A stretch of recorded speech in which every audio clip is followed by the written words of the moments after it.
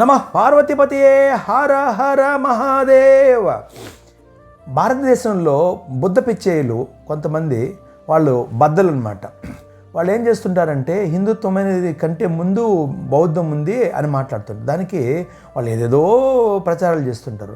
నిన్న కుంభమేళాలో భూటాన్ రాజు శ్రీ జిగ్మే కేసర్ నాంగ్యాల్ వాంగ్చుక్ అని ఆయన వచ్చి శ్రద్ధాభక్తితో కుంభస్నానం చేయడం జరిగింది. ఎందుకంటే హిందుత్వమే అనాదిగా ఉండాలి, సనాతనము అనేటువంటి విషయాలు వాళ్ళకి తెలుసు కాబట్టి. కానీ మన దేశంలో అంటే బద్ద పిచ్చేయాలి అంటే కొలతలు వేసుకునే వాళ్ళు ఏం చేస్తుంటారంటే హిందుత్వం తప్పు అని మాడతారు.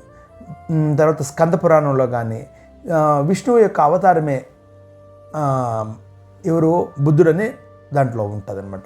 అంతేకాకుండా మనము శ్రీలంకలో క్యాండీ వెళ్తే అక్కడ లక్ష్మీనారాయణ విగ్రహంతో పాటు బుద్ధ విగ్రహాన్ని పూజిస్తారు. ఈ విషయాలు గుర్తించాలా. టిబెట్లో అయితే పూర్తిగా హిందుత్వమే బౌద్ధం అనే విషయం తెలియజేస్తుంటారు.